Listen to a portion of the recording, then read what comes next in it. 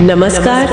आज हम भारतीय संविधान के बनने की कहानी में थोड़ा गहराई से उतर रहे हैं। नमस्कार। ये दस्तावेज सिर्फ भारत की सोच का नतीजा नहीं है, बल्कि इसमें दुनिया भर के बेहतरीन विचारों का एक संगम सा दिखता है। हाँ, बिल्कुल। हमारे पास जो स्रोत हैं वो यही बताते हैं कि कैसे संविधान बनाने वालों ने अलग अलग देशों के अनुभवों से काफी कुछ सीखा। सही।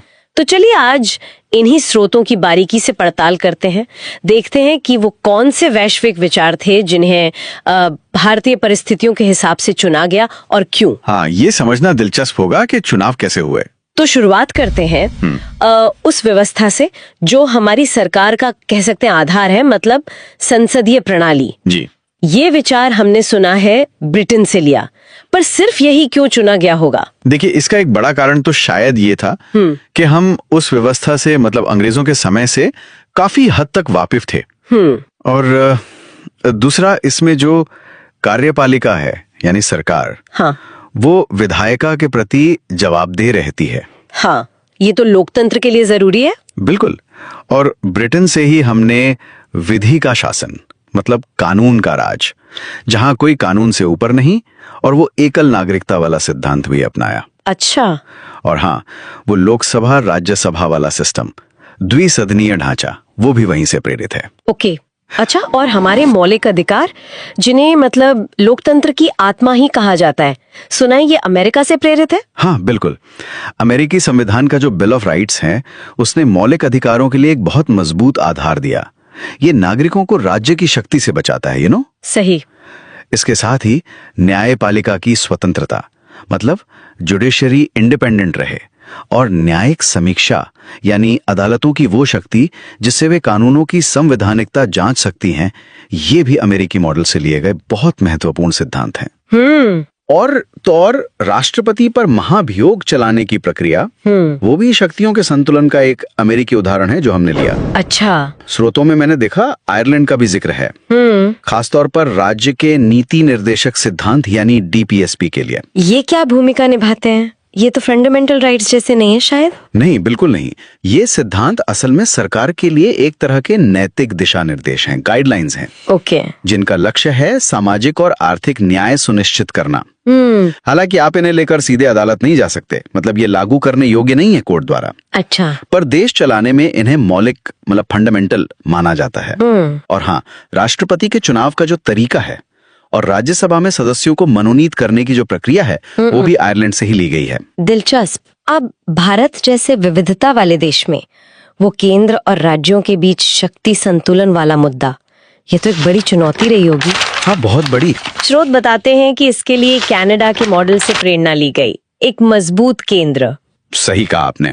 कनाडा की तरह हमने एक मजबूत केंद्र वाली संघीय व्यवस्था अपनाई, federation with a strong centre. इसका मकसद था कि राष्ट्रीय एकता बनी रहे, देश बिखर ना जाए, और जो शक्तियां किसी लिस्ट में नहीं है, केंद्र सूची, राज्य सूची या समवर्ती सूची में, हाँ, वो अवशिष्ट शक्तियां, रेजिडुअरी पावर्स, बिल्कुल, वो केंद्र के पास रखने का विचार भी कनाडाई संविधान से ही आया। और सुप्रीम कोर्ट का जो सलाहकार क्षेत्राधिकार है, एडवाइजरी जुरिस्डिक्शन, वो भी वहीं से प्रेरित। पूर्व सोवियत संघ यूएसएसआर, उसका क्या योगदान रहा? स्रोत मौलिक कर्तव्यों और पंचवर्षीय योजनाओं का जिक्र करते हैं। हाँ, मौलिक कर्तव्य, फंडामेंटल ड्यूटीज, जो असल में संविधान में बाद में जोड़े गए थे, वो नागरिकों को उनके नैतिक दायित्वों की याद दिलाते हैं। और पंचवर्षीय योजनाएं, 5 ईयर प्लान्स, वो तो खैर लंबे समय तक भारत की आर्थिक योजना का आधार रहीं। हालांकि अब उनकी जगह नीति आयोग ने ले ली है। हाँ, वो तो बदल गया अब। ये समाजवादी विचारों का प्रभाव दिखाता है जो उस वक्त था। ऐसा लगता है संविधान निर्माताओं ने तो पूरी दुनिया छान मारी थी। दक्षिण अफ्रीका, जर्मनी, जापान, ऑस्ट्रेलिया, इन सब का भी जिक्र है। क्या कुछ खास बातें थी जो इन देशों से ली गईं? अरे बिल्कुल, हर जगह से कुछ ना कुछ महत्वपूर्ण लिया गया। जैसे दक्षिण अफ्रीका से संविधान में संशोधन करने की प्रक्रिया सीखी। हाँ, ये तो बहुत जरूरी है। हाँ, ताकि संविधान समय के साथ बदल सके, प्रासंगिक बना रहे। फिर जर्मनी का जो वाइमर संविधान था, वहां से आपातकाल के दौरान मौलिक अधिकारों के निलंबन का प्रावधान लिया गया। अच्छा, इमरजेंसी प्रोविजंस। हाँ, ये राष्ट्रीय सुरक्षा और व्यक्तिगत स्वतंत्रता के बीच एक संतुलन बनाने की कोशिश है। और जापान से विधि द्वारा स्थापित प्रक्रिया, प्रोसीजर एस्टैब्लिश्ड बाय लॉ, इसका क्या मतलब है? ठीक ठीक। इसका मतलब है कि कानून बनाते और उसे लागू करते समय एक तयशुदा स्थापित प्रक्रिया का पालन होना ही चाहिए। ये अमेरिका के ड्यू प्रोसेस ऑफ लॉ से थोड़ा अलग है, सूक्ष्म अंतर है। ओके। और ऑस्ट्रेलिया से हमने ली समवर्ती सूची, कॉन्करेंट लिस्ट, मतलब ऐसे विषय जिन पर केंद्र और राज्य दोनों कानून बना सकते हैं। हाँ, जिससे सहयोग बढ़े। बिल्कुल।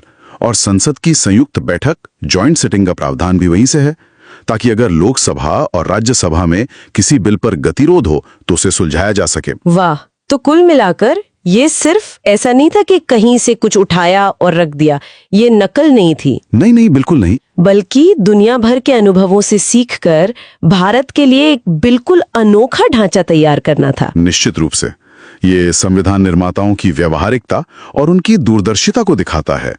उन्होंने दुनिया भर के सफल प्रयोगों को परखा, समझा और फिर उन्हें भारतीय जरूरतों और परिस्थितियों के हिसाब से ढाला।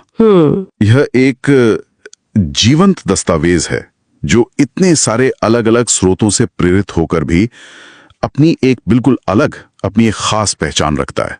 वाकई ये सोचना ही कितना दिलचस्प है कि कैसे इतने अलग अलग धागों को लेकर उन्हें बुनकर एक इतना मजबूत कपड़ा तैयार किया गया जो आज भी हमें संभाले हुए हैं। हाँ, और ये हमें एक विचार के साथ छोड़ जाता है, आप कह सकते हैं। क्या? कि जैसे जैसे भारत और दुनिया बदल रहे हैं और बदलते रहेंगे, तो क्या हमारा संविधान भविष्य में भी इसी तरह वैश्विक विचारों से, नए आइडियाज से प्रेरणा लेकर खुद को प्रासंगिक बनाए रख पाएगा? ये एक बड़ा सवाल है। हाँ, ये सवाल संविधान की जीवंतता और उसकी अनुकूलन क्षमता पर